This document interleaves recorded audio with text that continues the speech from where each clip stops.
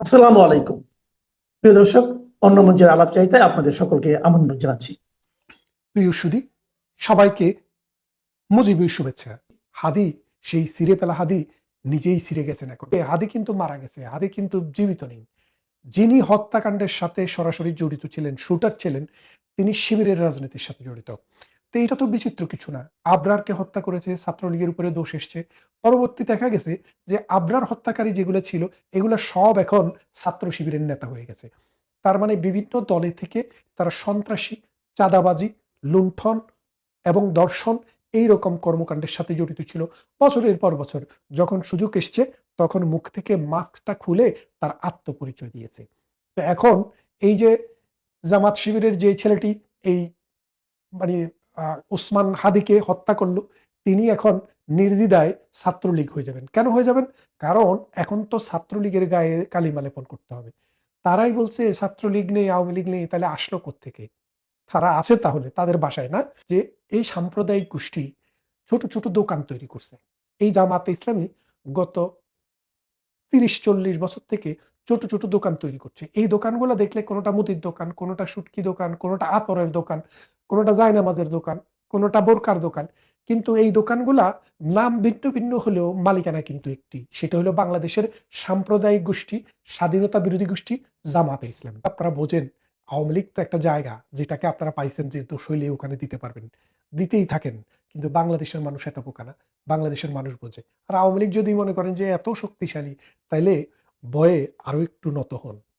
সময় আসছে, একে একে আপনাদের সবাইকে ধরা হবে, গুলি করে নয়, আইনের আশ্রয় নিয়ে আসা হবে। সেদিন হয়তো দূরে আছে, একটু দূরে, খুব বেশি দূরে না।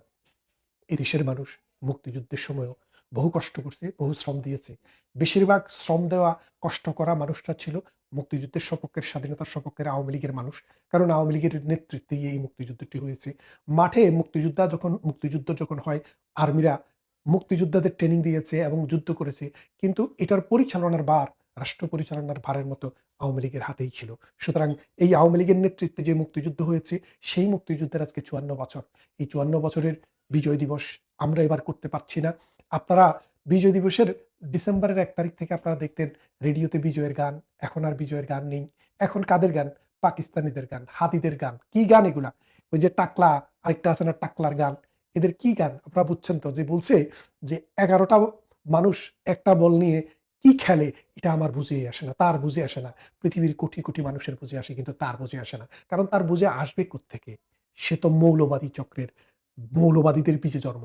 সুতরাং তার চিন্তায় তো ওই 1400 বছরেরও পুরনো আইএমএ জাহেলিয়াতের মানচিত্রটা বসে আছে। সে তো আর এই 1400 বছর পরের দুনিয়াতে নেই, সে এখনো আজীব দুনিয়াতে আছে। আসুন, এই মুক্তিযুদ্ধের এই বিজয়ের মাস আমাদের ডিসেম্বর। এই ডিসেম্বরে প্রত্যেকটা ছাত্রলীগ, যুবলীগ, আওয়ামী লীগ, প্রগতিশীল মুক্তিযুদ্ধের পক্ষের মানুষের প্রতি অনুরোধ থাকবে, আপনারা আপনাদের ফেসবুকে, আপনাদের ওয়ালে, আপনাদের জীবনে, ব্যক্তিগতভাবে সন্তানদের সাথে মুক্তিযুদ্ধের ইতিহাস শেয়ার করুন, মুক্তিযুদ্ধের একটি গান শুনুন, মুক্তিযুদ্ধের একটি সিনেমা দেখুন এবং এই মুক্তিযুদ্ধকে আমাদের চিন্তায় এবং চেতনায় লালন করুন। এই দেশ মুক্তিযোদ্ধাদের দেশ, এই দেশ অসাম্প্রদায়িক মানুষের দেশ। আজকে একটা শকুন এসে আপনার গাছের ঢালে বসছে, এই শকুন চিরদিন থাকবে না। এই শকুনকে তাড়ানোর ব্যবস্থা আমরাই করব। আরেকটি মুক্তিযুদ্ধ হবে, সেই মুক্তিযুদ্ধটি আপনারা যারা শরিক হতে চান, আপনাদের জীবদ্দশায় সেই সুযোগ হয়তো আপনাদের কাছে আসবে। এই যুদ্ধ মানে অস্ত্র দিয়ে হবে না, নীতি, নৈতিকতা, আদর্শ এবং সংগ্রামটা হবে আদর্শিক এবং রাজনৈতিক। সেই সংগ্রামের জন্য আপনাদের সবাইকে প্রস্তুতি নেওয়ার আহ্বান জানিয়ে 32 ভাঙা, গোপালগঞ্জের মানুষকে খুন করে ফেলা, আওয়ামী লীগ দেখলেই তাকে পেটানো, বঙ্গবন্ধু কন্যাকে নোংরা ভাষাতে আক্রমণ করা, যত রকমের নোংরামো আছে সেটির একটা প্রতিভূ বা একটা সিম্বল বা একটা চিহ্ন যদি আমি ধরি, তাহলে শরীফ ওসমান হাদি তার মধ্যে। এই ছেলেটি গত 15 বছর ধরে কবিতা লিখেছে। আমি এর ব্যাপারে খোঁজ খবর নিয়ে দেখলাম, এই বিভিন্ন টাইপের কবিতা লিখতো, পুতু পুতু টাইপের কবিতা, প্রেমের কবিতা লিখে বেড়াতো। 5ই আগস্টের পরে সে ব্যাপক বিপ্লবী হয়েছে এবং বিপ্লবী এমন হয়েছে যে রাজনীতির যত রকমের নর্মস আছে, যত রকমের সভ্যতা, ভব্যতা যা আছে, সমস্ত কিছুকে সে পেরিয়ে গেছে। বাংলাদেশ আওয়ামী লীগের কি বিরোধিতাকারী বাংলাদেশে নেই? আছে না?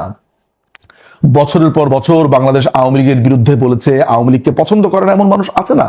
কিন্তু আপনারা আপনাদের জীবদ্দশাতে গত 54 বছরে আওয়ামী লীগকে এত নোংরা, অসভ্য, এত ভয়ঙ্কর, এত কদর্য, কুৎসিত ভাষাতে কখনো কাউকে আক্রমণ করতে দেখেছেন? অন্তত পক্ষে এই বাংলাদেশের মাটিতে আমরা এই 5ই অগস্টের পরে এই শরীফ ওসমান হাদির উত্থান দেখেছি।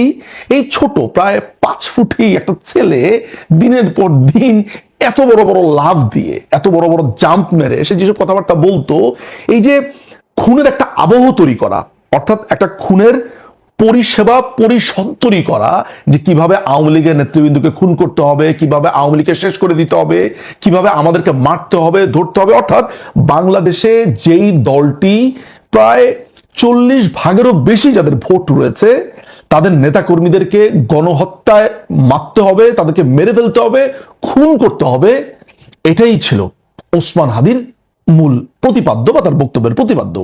কিন্তু এত কিছুর পরেও বাংলাদেশ আওয়ামী লীগ তাকে নিয়ে কখনো কোনো বিবৃতি দেয়নি, সোজা কথা ইগনোরই করেছে। বাংলাদেশ আওয়ামী লীগের নেতৃবৃন্দ যারা অন্তত পক্ষে কাগজে কলমে রয়েছে, কোনদিন দেখবেন না তার বিরুদ্ধে কিছু বলেছে। হ্যাঁ, এমনি যারা অনলাইন অ্যাক্টিভিস্ট আছে তারা বলেছে, নানানভাবে বলেছে, আমরাও বলেছি এগুলা। কিন্তু এই ওসমান হাদির আশেপাশে যারা ভিড়েছে, যারা তার প্রচারণায় অংশ নিয়েছে, তাদেরকে বলা হচ্ছে ছাত্রলীগের নেতাকর্মী। আমার প্রশ্ন হচ্ছে, 5ই অগস্টের পর এই জুলাই সন্ত্রাসীদের পাশে কারা থাকতে পেরেছে? বাংলাদেশ ছাত্রলীগের নাম বিক্রি করে যারা গোপনভাবে শিবিরের রাজনীতি করত, অন্য দলের রাজনীতি করত, নানানভাবে তারা গত 15 বছর ধরে যারা বাংলাদেশ আওয়ামী লীগের নাম ব্যবহার করেছে, তারাই ভোল পাল্টে 5ই অগস্টের পর এদের পক্ষে আমরা দেখতে পেয়েছি, এদের পক্ষে প্রচারণা করেছে। আমরা দেখেছি যে এই যে সার্জিস আলম, হাসনাত, নাহিদ, এরা প্রত্যেককেই আমরা দেখেছি আওয়ামী লীগের রাজনীতি করবার জন্য। এমনকি শিবিরের যে এখন সভাপতি ঢাকা ইউনিভার্সিটির সাদিক কাইয়ুম, সে ছিল ছাত্রলীগের নেতা। তাহলে আমার কথা হচ্ছে যে এই যে ওসমান হাদির সাথে যেই ছেলেটি প্রচারণায় অংশ নিয়েছে, ফয়সাল নামে ছেলেটিকে, এবং এই ছেলেটি নাকি তার সম্ভাব্য খুনি, এখনো যেহেতু প্রমাণিত হয়নি ফলে আমি নিশ্চিত করে কিছু বলতে পারছি না, কিন্তু পত্রপত্রিকাতে যা দেখেছি, লোকজন যা বলছে সেটার উপর ভিত্তি করে আমি কথাগুলো বলছি। এখন কথা হচ্ছে, এই ছেলেটি আবার গত নভেম্বরে একটি স্কুলে লুট করেছে, 17 লক্ষ টাকা তার জামিন হয়েছে। তার জামিন করিয়েছে বিএনপির আইন সম্পাদক, এখন যিনি আছেন ব্যারিস্টার কায়সার কামাল, এবং 6 মাসের জামিন দেওয়ার পরে তার আবার হাইকোর্ট থেকে 1 বছরের জামিন হয়েছে খুব তড়িৎ গতিতে। এবং সেই জামিনের কাগজপত্র সুপ্রিম কোর্টের যে ওয়েবসাইট আছে সেখানে পাবলিশড হয়েছে। একটা ছাত্রলীগের কর্মীর জন্য এই এখনকার যে দখলদার, এই একটা ছাত্রলীগ কর্মীর জন্য এখনকার দখলদার অবৈধ এই ইউনুস বাহিনী কখনো কি আসলে জামিনের জন্য এই তোড়জোড় করবে? তাহলে কার জামিনের জন্য কে তোড়জোড় করেছে এটা আমরা নিশ্চয়ই কাগজে কলমে দেখতে পেয়েছি। আপনারা খেয়াল করলে দেখবেন যে এই সাদিক কাইয়ুমের সাথে এই ফয়সালের ছবি দেখা গেছে। এই সাদিক কাইয়ুমের সবচাইতে বেশি তোড়জোড় কি আপনি লক্ষ্য করেননি? এই ওসমান হাদি গুলিবিদ্ধ হওয়ার পরে তার যেই আচরণ, স্বরাষ্ট্রমন্ত্রীর পদত্যাগ থেকে শুরু করে এর কাঁধে দোষ চাপানো, ওর কাঁধে দোষ চাপানো, একে মার তাকে ধর, সবচাইতে বড় বেনিফিশিয়ারি কে? আমি আইনের ছাত্র, আইনের যে টেক্সট বুক আছে সেগুলোর বাইরেও আমি ক্রিমিনোলজি পড়েছি, বিভিন্ন ধরনের থ্রিলার থেকে শুরু করে আইনি নানান ধরনের বই, উপন্যাস, ফিকশন বা ট্রু স্টোরিগুলো পড়েছি। সেখানে একটা ব্যাপার পরিষ্কার দেখা গেছে যে আইন শৃঙ্খলা বাহিনী এই ধরনের ক্ষেত্রে সবচাইতে যাকে বেশি সন্দেহ করে সে হচ্ছে কে সবচাইতে ওই ঘটনার কারণে বেনিফিশিয়ারি। এই পুরো ঘটনাতে বেনিফিশিয়ারি তো আমি জামাতের সাদিক কাইয়ুমকে দেখতে পাচ্ছি, তার থেকে বড় বেনিফিশিয়ারি আর কেউ কি আছে? কিন্তু এখনো পর্যন্ত পুলিশ তাকে সামান্যতম জিজ্ঞাসাবাদ করেনি, তাকে